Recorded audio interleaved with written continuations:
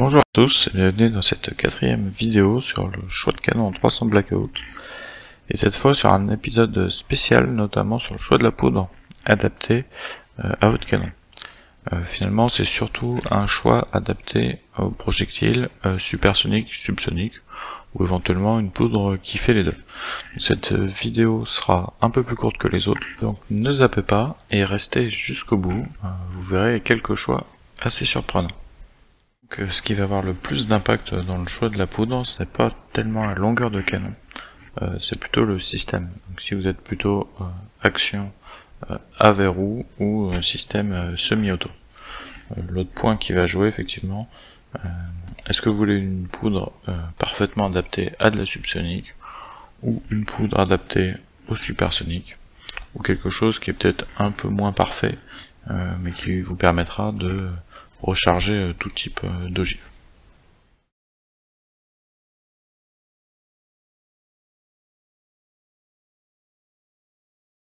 Comme toujours, première étape pour aller chercher votre poudre, allez voir chez votre fabricant les recommandations.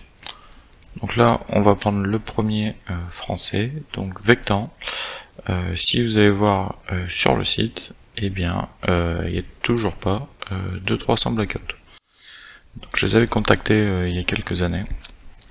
Ils m'avaient répondu que la plus adaptée pour eux dans le catalogue, c'est la SP3. Et donc on va voir déjà que ça commence un petit peu moins bien ici. Vous avez en revanche des calibres parfois proches qui peuvent servir de référence. Donc, par exemple le 22 Hornet qui a une capacité d'étui assez similaire. Donc vous voyez, on peut partir sur de la SP3. Vous avez une cartouche un peu plus grande aussi qui peut servir de référence, c'est 7,62-39. Donc qui n'est pas présente non plus sur le tableau.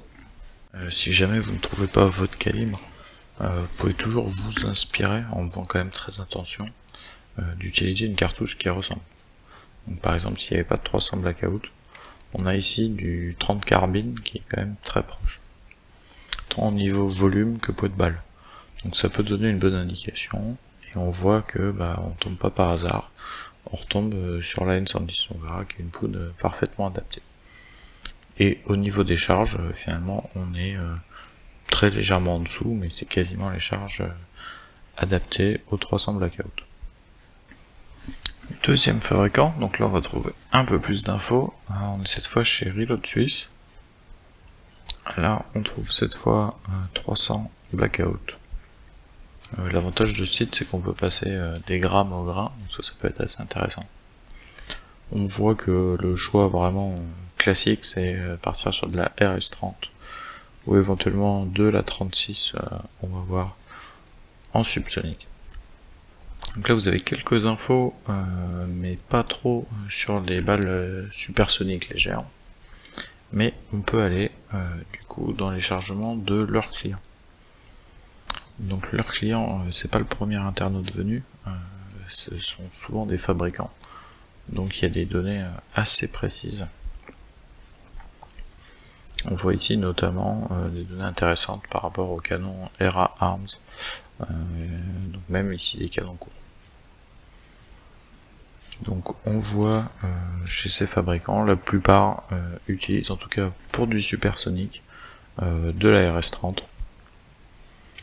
Et éventuellement, si vous voulez une poudre exclusivement dédiée au subsonique, vous pouvez prendre de la RS36. Donc là, c'est l'exemple parfait de deux poudres vraiment bien adaptées au calibre. Par contre, effectivement, si vous voulez une poudre pour faire les deux, vous pouvez partir sur de la RS30, mais c'est pas forcément l'idéal. Dernier choix, chez Vitya-Vury, vous avez l'avantage d'avoir un gros catalogue de poudres adaptées parfois à certains calibres ou à certains rechargements que vous n'aurez pas chez d'autres concurrents.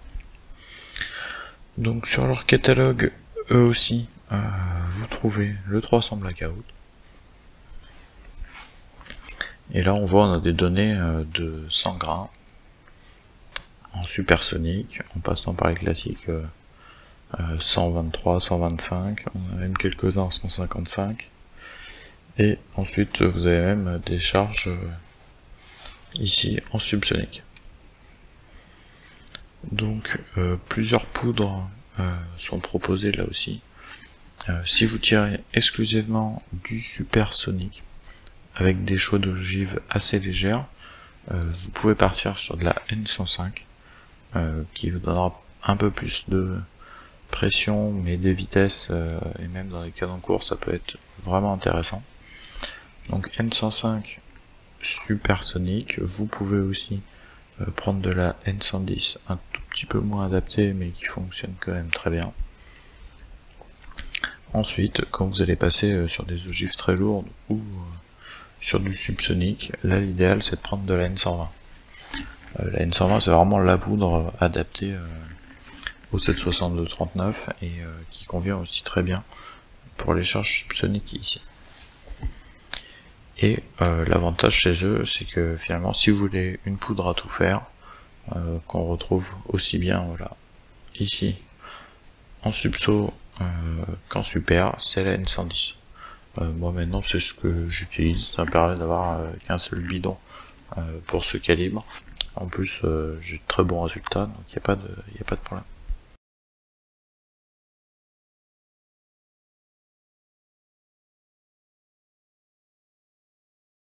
Deuxième solution, vous pouvez utiliser un logiciel de rechargement. Donc là par exemple j'utilise GRTool, ça vous permet, là pour un chargement donné, donc là par exemple j'ai de la N110 avec une ogive 239 grains, je me dis tiens je voudrais changer de poudre ou voir si j'ai pas une poudre qui serait un peu mieux adaptée. Donc je peux aller chercher ici une poudre différente. Donc avec une brisance ici on peut choisir différents critères, on peut remplir à la main, mais vous pouvez aussi choisir par une brisance proche, donc utiliser des poudres similaires. Donc vous allez pouvoir rentrer différents critères et du coup lancer le calcul en fait de toutes les poudres qui vont correspondre à ces critères.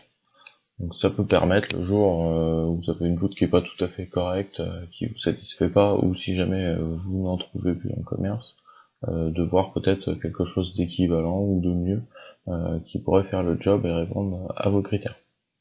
Donc là l'avantage du logiciel c'est qu'il vous donne une bonne estimation des vitesses, de la pression.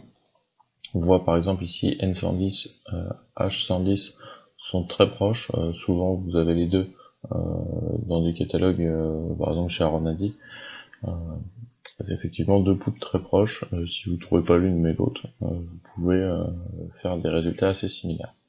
Voilà, donc vous voyez par exemple après, si on descend, les poudres vont un peu moins vite, par exemple ici, RS30, moins de vitesse mais aussi beaucoup moins de pression. Donc voilà, ça vous permet de comparer en tout cas entre différentes poudres.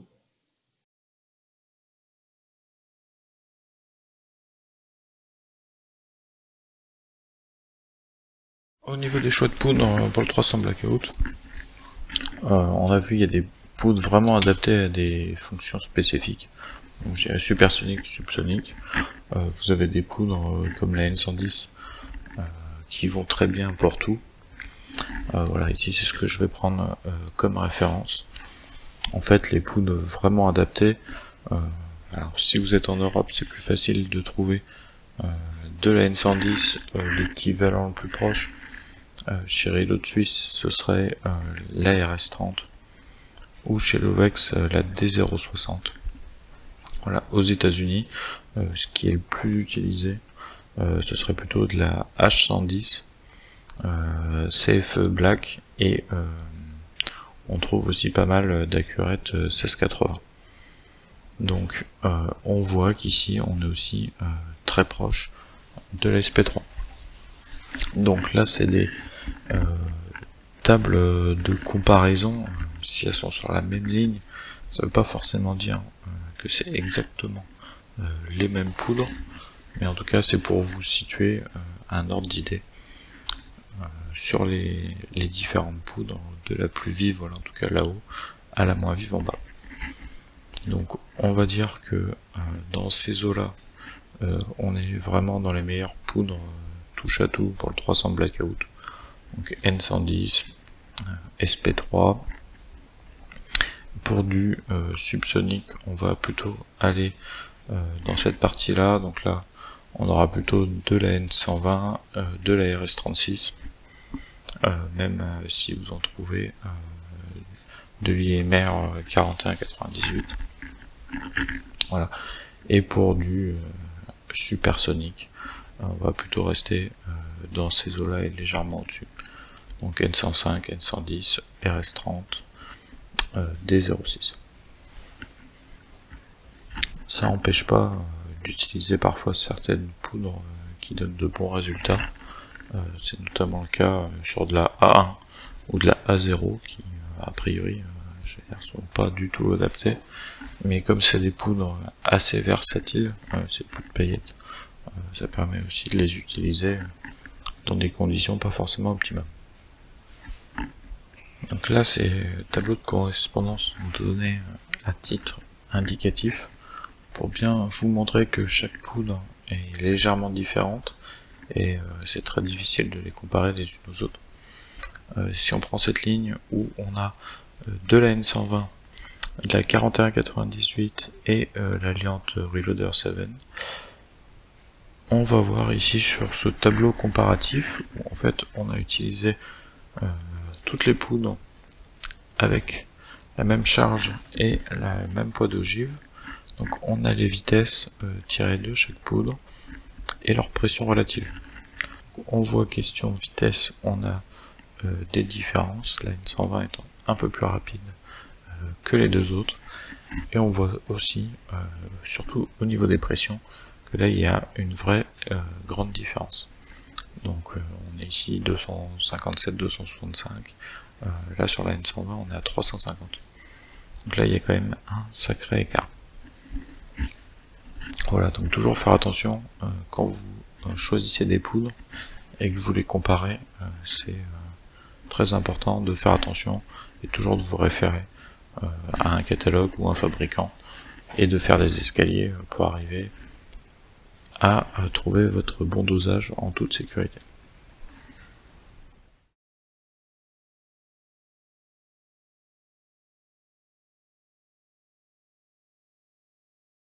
Et mon conseil sur les différentes poudres à utiliser, donc pour moi ce sera la N110, qui est vraiment la plus polyvalente et qui vous sert absolument dans tous vos chargements. Après effectivement si vous voulez varier que du super, vous pouvez partir sur la N105, que du subso N120, et voilà mon choix N110, ça sert à tout, ça fonctionne très bien dans ce volume d'étui, peu importe le poids des ogives que vous utilisez. Si vous trouvez pas N110, vous trouverez de la H110, bon, l'un ou l'autre, ça revient pratiquement au même.